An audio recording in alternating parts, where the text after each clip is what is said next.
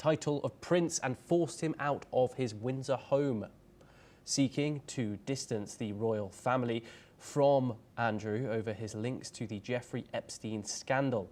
Andrew, the younger brother of Charles and second son of the late Queen Elizabeth, has come under mounting pressure in recent years over his behaviour and his ties to the late sex offender Jeffrey Epstein. Some locals have reacted to this. Let's take a listen in to what they had to say.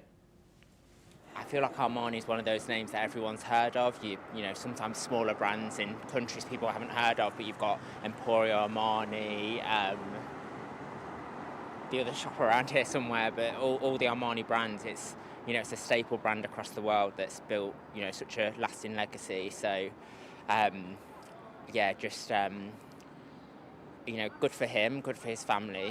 What an amazing legacy to build, but it is obviously sad news that such a fashion instrumenter, if that's the right word, has I'm gone. very sad because he had a great talent and I loved his clothes and things. No, I'm afraid very occasionally when they... Okay, apologies there. We seem to have had an issue there. Meanwhile, however, Charles has escalated his actions against Andrew by stripping him of all his titles, leaving to be known as Andrew Mountbatten Windsor. We are now joined by Keith Vaz. He's a former UK minister and he joins us live from London. Keith, always a pleasure to talk to you here on the programme. Of course, the British public have wanted this for a while. What stemmed this on, Keith? The choice for King Charles to have his brother stripped of not only his Duke of York title, but also the title of Prince and, of course, Royal Lodge, a house that Prince Andrew has lived in for over 2 decades. Good evening from Mumbai, not from London. But certainly when I left London, this was the biggest story in Britain, and it still is. This is totally unprecedented, pretty shocking that the king should remove titles, including the word prince, from his own brother. It's massive. I don't think that anyone in their lifetime can remember this happening before. I'm a historian, and I have to tell you that in history this has happened, of course, where kings have done this to their siblings, but never in modern times, not for 200 to 300 years. Taken away his house, taken away his titles, remove the word prince from his name, which you are born with, unlike you and me. You're born with this title, and no one's supposed to be able to take it away from you because it's a birthright, the son of a sovereign. This is pretty devastating action by the king. So it must be extremely serious, which, has caused this to happen. I'm gobsmacked, actually. Can't believe this has happened. And of course, Keith, this comes after the posthumous memoir of Virginia Giuffre was released with some rather damning statements which alleged about the former prince. What life will he lead now? He has, of course, been stripped of his home, stripped of his titles. Where will Prince Andrew get his income from? How will all this work? Well, I wonder whether the public really cares about that. It's an important question, of course, but I'm not sure that once this is done and dusted, as the king and the royal family hopes this would happen, that anyone really wants to know anything further, because there are other issues in the world.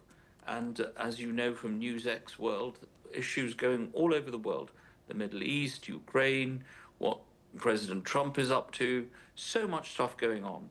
Whether one should be interested in this, one particular individual, I don't know. I don't know what the fascination is with the British monarchy that this should be the case.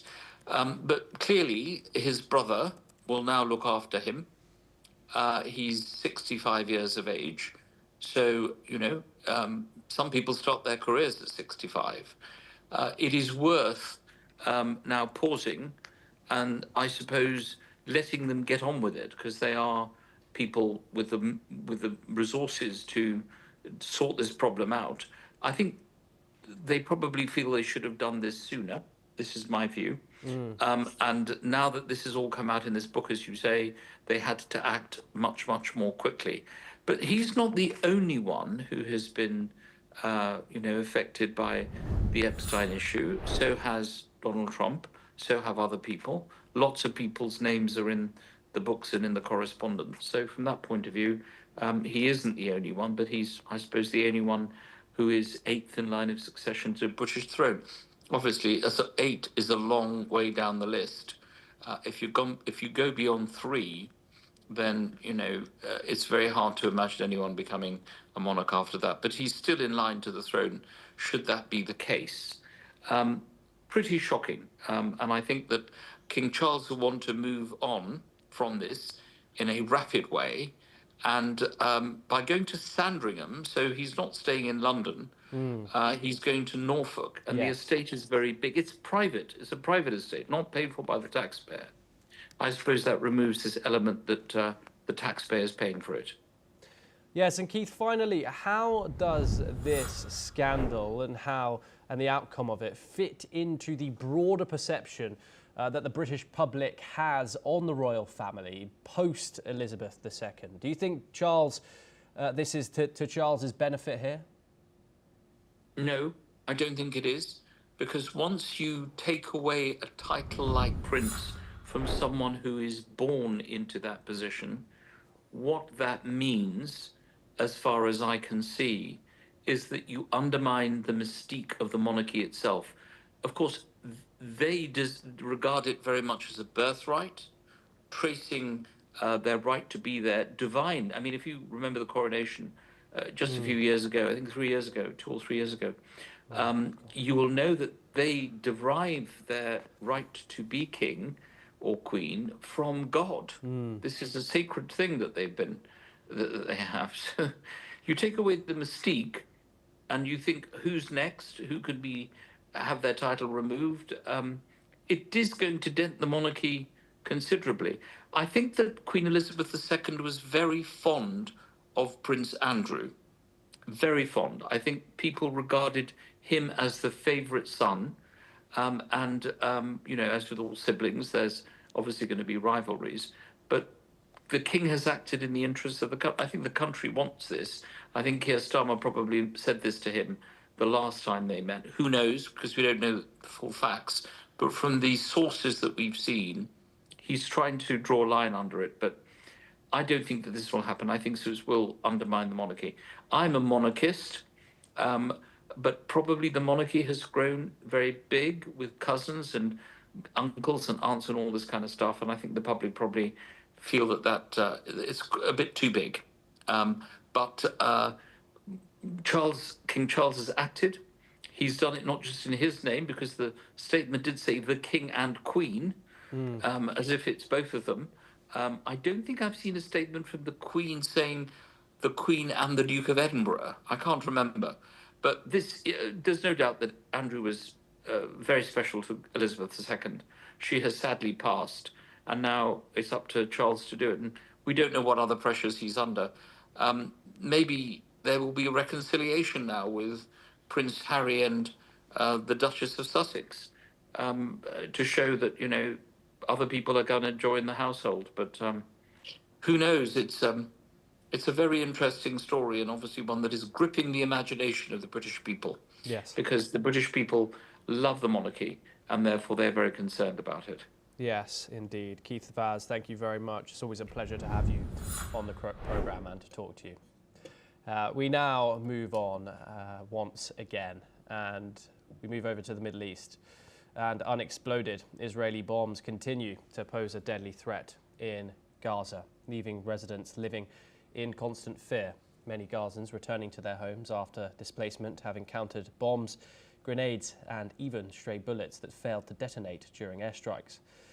Authorities say the clearance process is ongoing, but for families in Gaza City, the danger is immediate and also personal.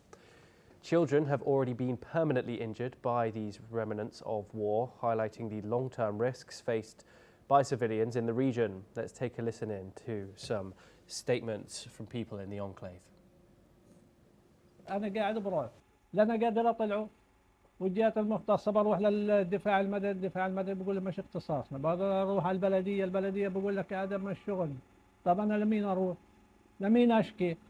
طب أنا بدي أطلع الصاروخ وعلى القليلة ألفه بشوادر وأسكت.